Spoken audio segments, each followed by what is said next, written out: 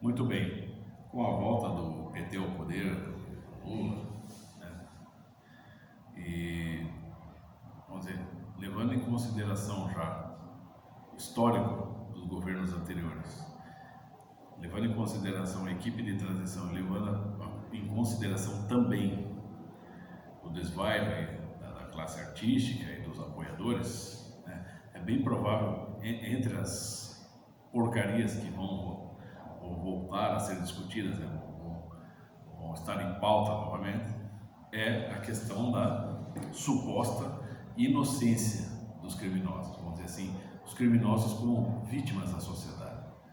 Olha, se tem uma coisa que um criminoso, um traficante, um assaltante, um estuprador não é vítima da sociedade.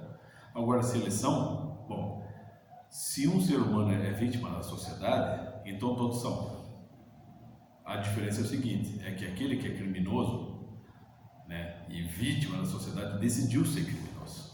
Porque muitas pessoas são vítimas da sociedade e não se tornam criminosas.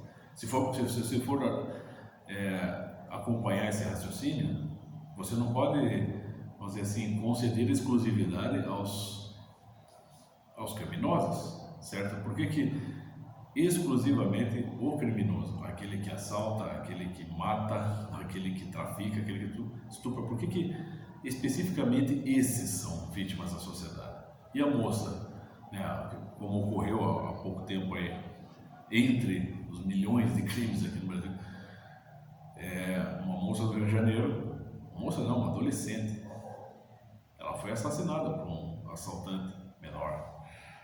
Ele deu fazer assalto, meteu a máquina na cara dela e pediu o celular. Mas antes dela entregar o celular, ele exigiu que ela, vamos dizer, desbloqueasse ali a senha. A menina ficou nervosa e não conseguiu, obviamente, né? O que ele fez? Atirou e matou a menina. Quer dizer, quem que é a vítima aí?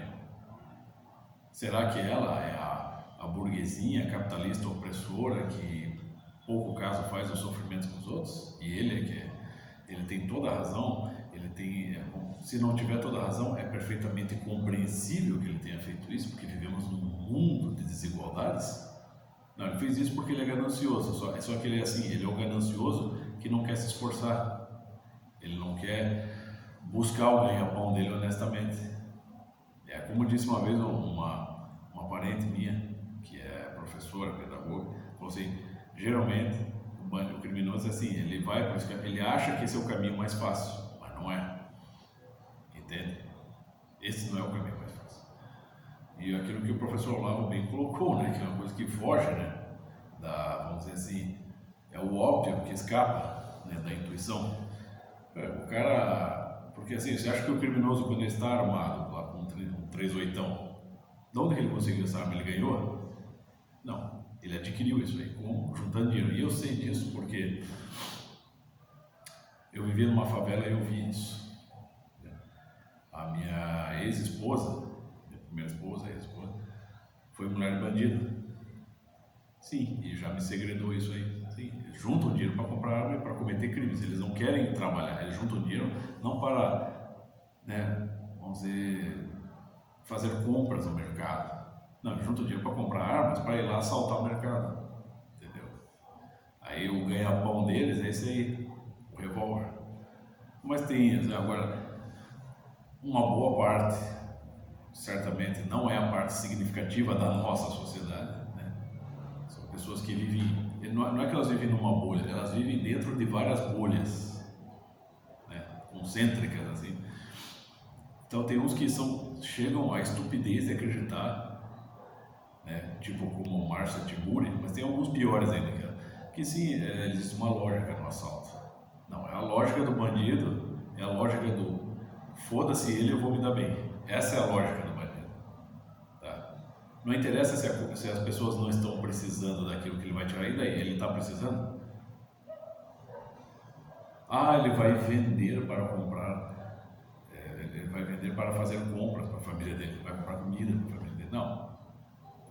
Ele quer o celular porque ele quer ser playboy, né? Aquela coisa que eles falam lá no Cidade de Deus, ele quer ser playboy. Né? Só que ele quer ser playboy às custas dos outros. Então, fica essa ideia clichê, estúpida por aí, né? Isso aí, desde que eu me conheço por gente assim, e certamente isso vem de longe, né? De que os ricos são gananciosos, as pessoas ricas, tá, mas o cara pode ser ganancioso, mas ele conquistou tudo que ele tem, todo o patrimônio dele, sei lá, a conta corrente milionária, bilionária, os bens, os imóveis, ele conquistou isso honestamente.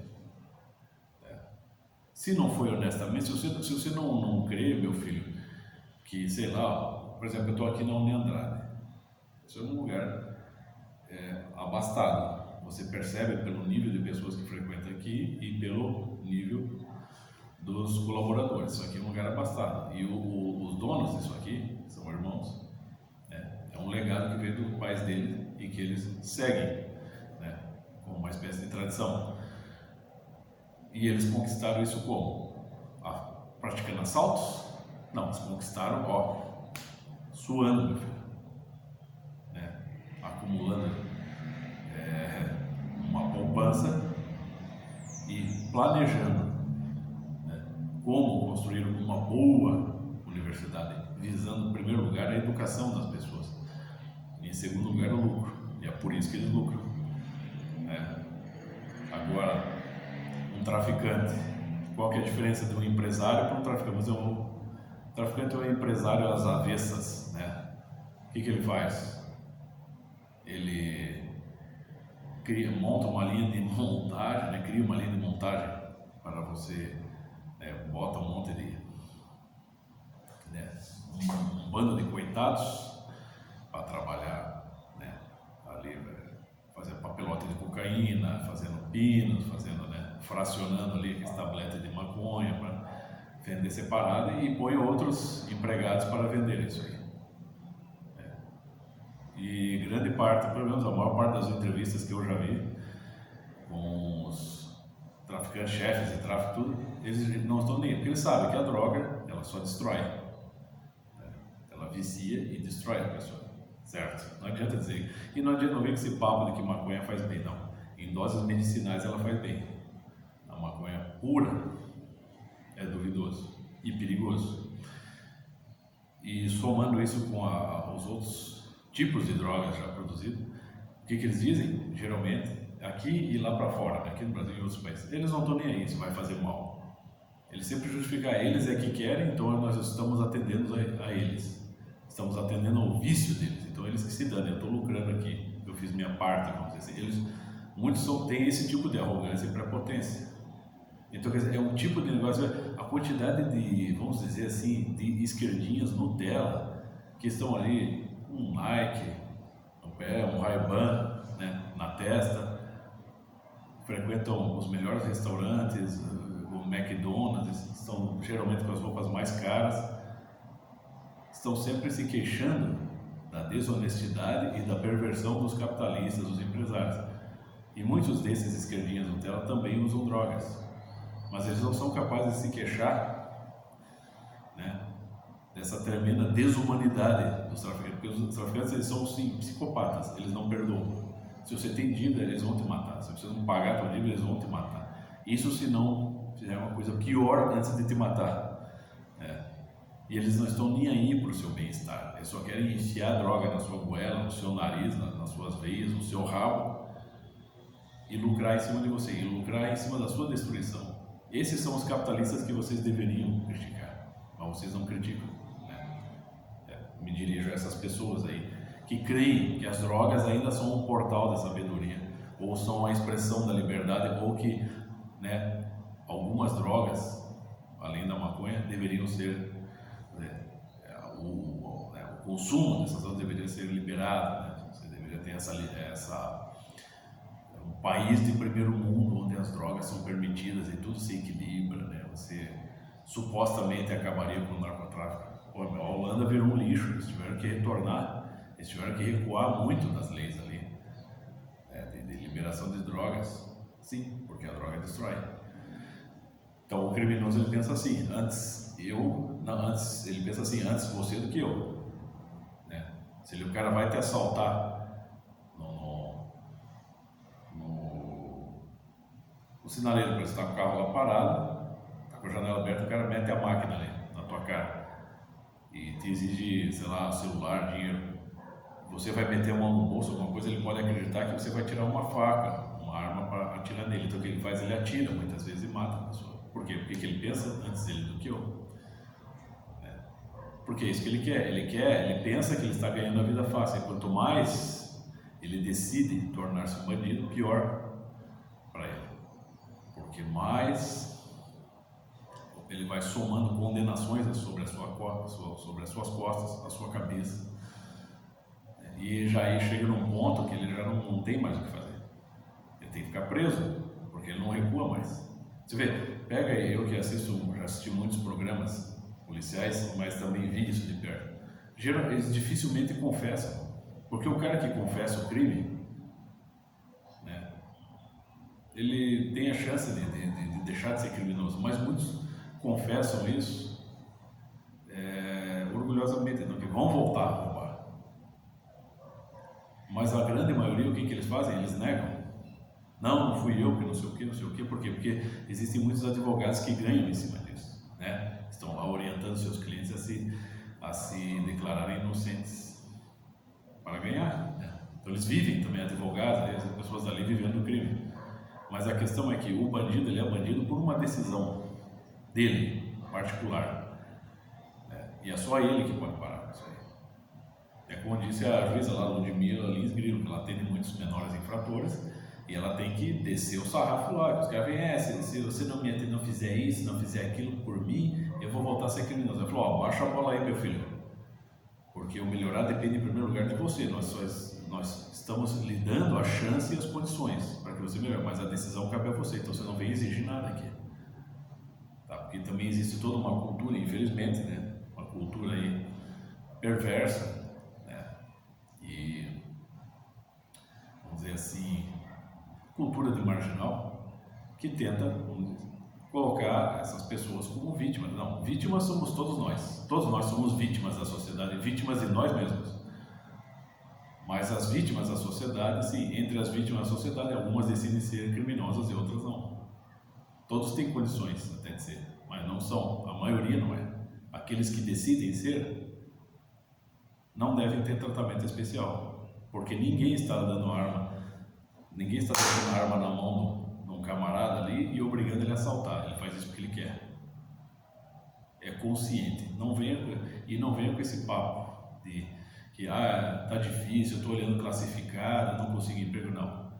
É como disse uma vez um catador de papel, tem um vídeo aqui que eu vou pôr dele, vou publicar aqui no meu canal, vídeo curto. Ele fala, não é fácil para você encontrar emprego, mas encontrar a carteira dos outros no bolso dos outros você consegue, né?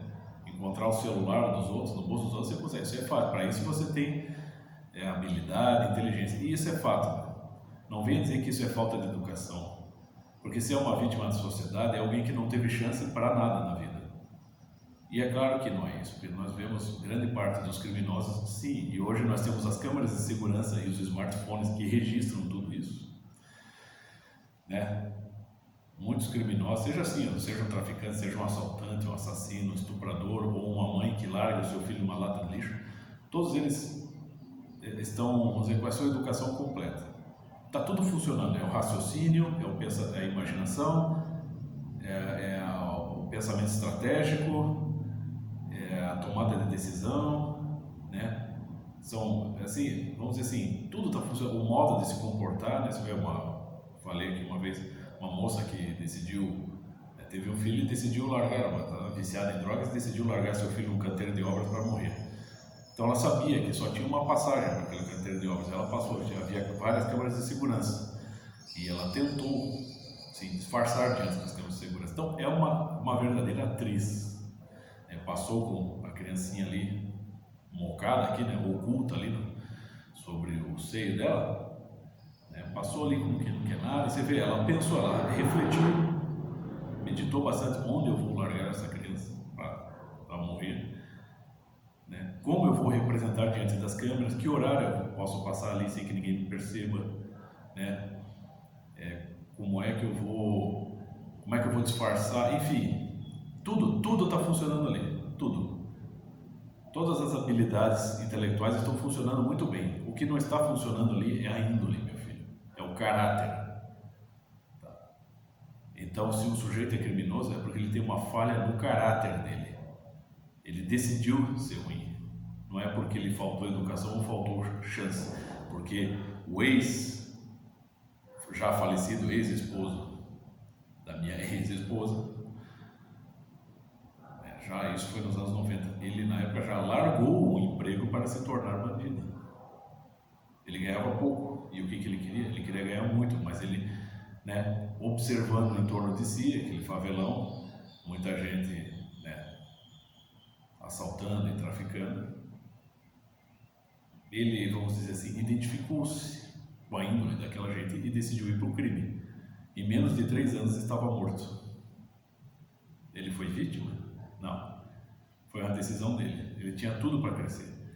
Como criminoso, em pouco tempo ele se tornou traficante de drogas. Então ele tinha uma capacidade empresarial incrível. Infelizmente ele jogou isso no lixo, né? Jogou a vida e a vocação dele no lixo. Por quê? Porque decidiu ir por um caminho que ele crê mais fácil. Ele acreditava mais fácil, que era o caminho do crime, e se fudeu. Então, assim, sim, se você é criminoso, isso é por decisão sua, não porque a sociedade, né, foi injusta com você.